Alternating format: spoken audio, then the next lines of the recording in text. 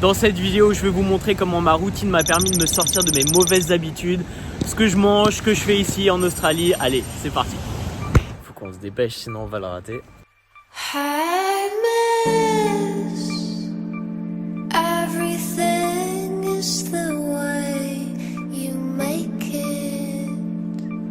Il y a quelques nuages, mais ça devrait le faire. You lock up your front door before dawn.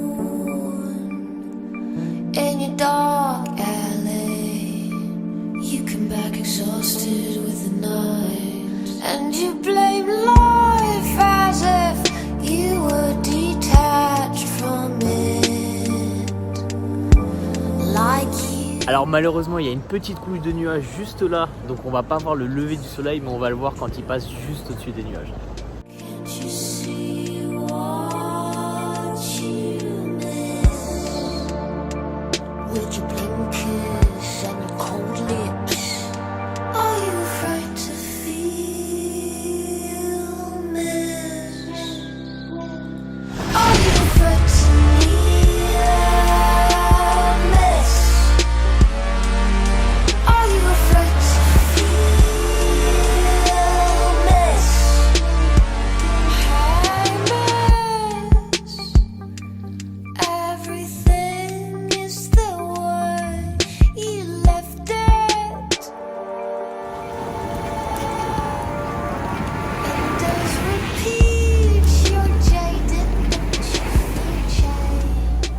Alors là, je me rends dans un café pour travailler. J'ai un petit peu du mal à travailler chez moi en ce moment. En plus, c'est assez petit. J'aime bien décomposer ma journée en 2 gros blocs de travail. Le matin, généralement, je fais tout ce qui est créatif, donc écriture, script, etc. Et la deuxième partie de journée, qui est sans doute chez moi, je vais m'occuper de mes suivis, des mails ainsi que des questions et du suivi pédagogique sur le groupe Bayesian. Alors je voulais pas filmer parce que c'est pas très excitant pour vous, mais je prends aussi du temps pour lire le matin, généralement entre 20 et 30 minutes juste avant d'aller travailler. One look in the mirror, don't like what I find. I know that somewhere in there there's a good guy, but he runs away at midnight. Je voulais vous parler d'un sujet qui me tient à cœur et que beaucoup de monde sous-estime. On en parle un peu plus actuellement grâce à des documentaires comme The Social Dilemma, derrière vos écrans de fumée en français, qui est un documentaire Netflix assez alarmiste parce qu'il faut faire de l'audience, vous connaissez comment ça se passe, vous connaissez le game. Et en gros, il explique comment les réseaux sociaux qui à l'origine ont été développés pour communiquer avec ses proches, avec ses amis et networker, se sont doucement transformés en plateformes publicitaires qui se battent constamment entre elles pour obtenir notre attention. Il voudrait qu'on passe l'intégralité de nos journées à consommer des publicités et ainsi faire plus d'argent grâce aux publicitaires. Et ça marche, puisque Facebook et Google font partie des plus grosses sociétés mondiales avec des chiffres d'affaires inimaginables. Les problèmes énoncés sont la dépression, l'anxiété, les troubles comportementaux, le rapport à la réalité, la manipulation de masse et l'endoctrination comme l'affaire Cambridge Analytica et les élections américaines, et comment le fait d'avoir notre téléphone en main constamment change notre société. Alors attention, je ne vous dis pas de jeter votre téléphone à la poubelle maintenant, sinon il va vous tuer. Pour moi, par exemple, c'est un outil fantastique. Je peux filmer, répondre à mes mails, répondre à mes élèves, à mes clients, écrire, prendre des notes, etc. Bref, ça me rend plus efficient. Je ne vais pas vous apprendre les avantages d'avoir un téléphone. Mais je pense qu'il faut être conscient des inconvénients et de l'impact que ça a sur notre comportement. Il faut s'imposer des limites, mettre en place une structure, parce que notre cerveau va tout faire pour consommer plus longtemps pour avoir plus de shoots de dopamine. Et c'est là qu'une routine et de bonnes habitudes peuvent littéralement changer votre vie. Combien d'entre vous regardent leur téléphone dès qu'ils se lèvent, voire même avant de s'être levé? Jay Shetty parlait d'un concept très intéressant, on ne se rend pas compte de l'impact que ça peut avoir sur nous. Vous prenez votre téléphone et vous êtes bombardé de notifications de plein de personnes différentes en même temps. Vous n'avez même pas le temps de réfléchir à ce que vous voulez ou ce que vous voulez faire, que vous êtes déjà face aux demandes, aux questions et aux problèmes des autres. Combien d'entre vous laisseraient 100 personnes rentrer dans leur chambre à coucher juste après s'être réveillés? Même 10 personnes. C'est hyper stressant. Mais pourtant, vous le faites indirectement avec votre téléphone sans même vous en rendre compte. Et je peux vous dire que je faisais exactement pareil. Je consacrais du temps à ce qui avait peu d'importance pour moi. Ça tuait ma créativité. J'avais l'impression de manquer de temps pour les trucs que je voulais vraiment faire. Ce que j'ai mis en place pour sortir de cette situation, c'est d'avoir une routine basée sur des habitudes saines avant même de toucher à mon téléphone et de limiter mes périodes d'utilisation. Je me lève, parfois je réfléchis juste pendant 10 minutes en rangeant un peu l'appartement ou en faisant d'autres tâches ménagères. Ensuite, je fais 10 minutes de stretching yoga. Ensuite, je lis et finalement, je prends la route pour aller travailler. Et je consulte mon téléphone après avoir travaillé, après avoir écrit, après avoir été productif. Et la différence est incroyable, vraiment. Créez-vous une routine et de bonnes habitudes et ne sautez pas direct sur votre téléphone, ça va changer votre vie.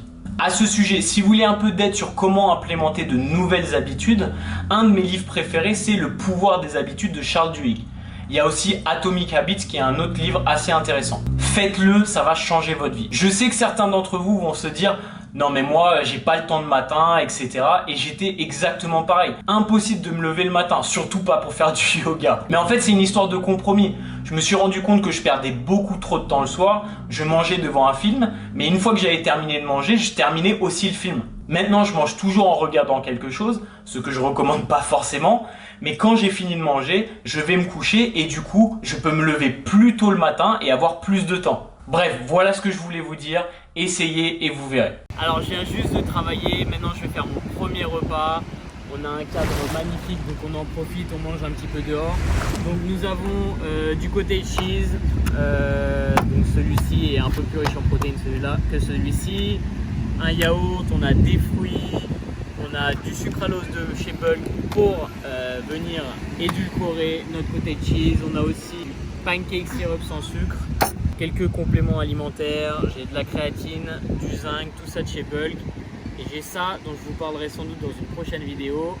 Et ensuite, on va se faire un petit pré-workout et on va aller s'entraîner.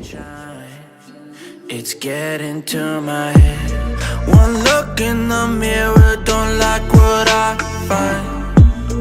I know that somewhere in there there's a good guy, but he runs away at midnight.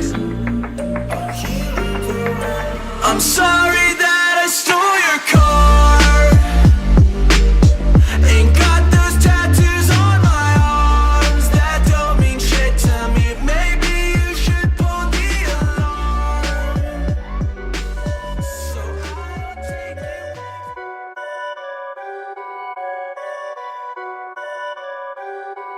Perfect.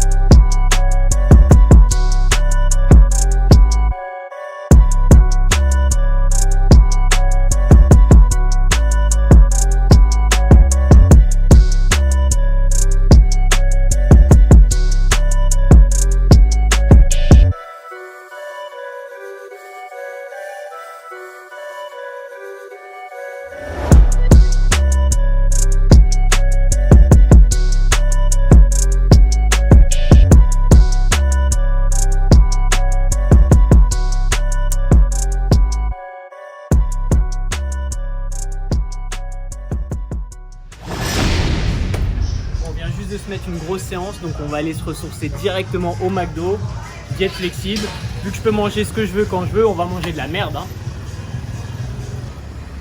Allez, viens. Viens. Mais viens. Me voilà au temple de la malbouffe. Je vais manger, je vais vous montrer ce que je mange. A tout de suite.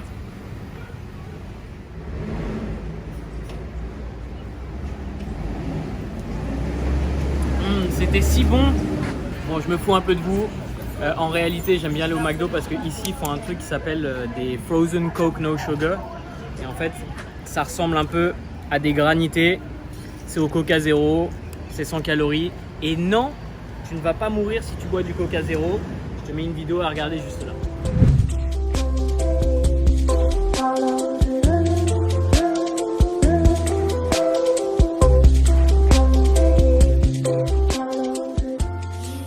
On va aller faire quelques courses chez Woolworth, Woolies pour les intimes. I've been up for 3 nights. My eyes are bloodshot red. Damn, I wanna see the sunshine. It's getting to my... It's actually pretty good.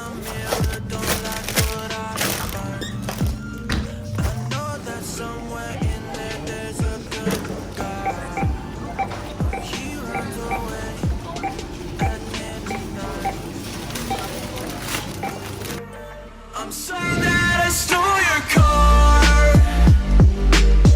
Ain't got those tattoos on my arms that don't mean shit to me. Maybe you should pull the alarm, so I don't take it way too far. Die before I'm 23. I'm sorry, Mom. I'm sorry, Mom. I'm sorry, Mom.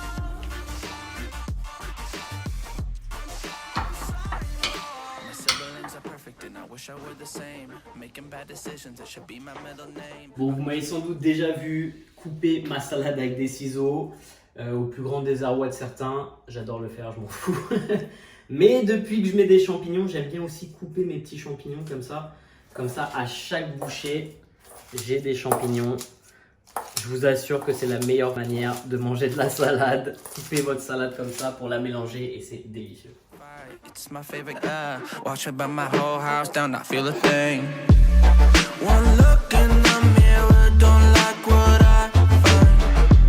Donc là, je suis à mon ancien appartement. Ce que je vais essayer de faire, c'est aller au dernier étage pour profiter de la terrasse. Mais la sécurité de l'immeuble est super tendue. Donc ce que je dois faire, c'est prendre l'ascenseur avec des gens, sortir à leur étage, prendre les escaliers, aller tout en haut. Et si j'y arrive, ça va être stylé, mais on va voir. Bon, j'ai réussi à rentrer les escaliers. Maintenant, on va aller au dernier étage pour voir. Alors évidemment, il habitait au 7e, donc je suis obligé de me faire 21 étages. C'est parti. 2000 years later. Yes.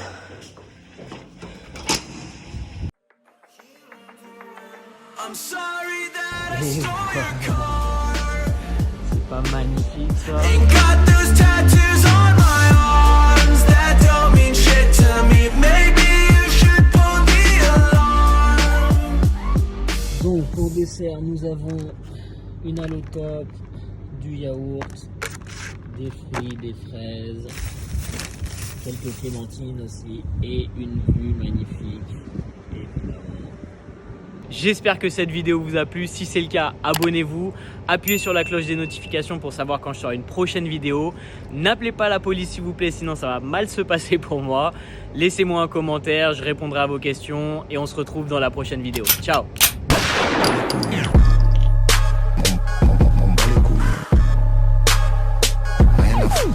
On bat les couilles.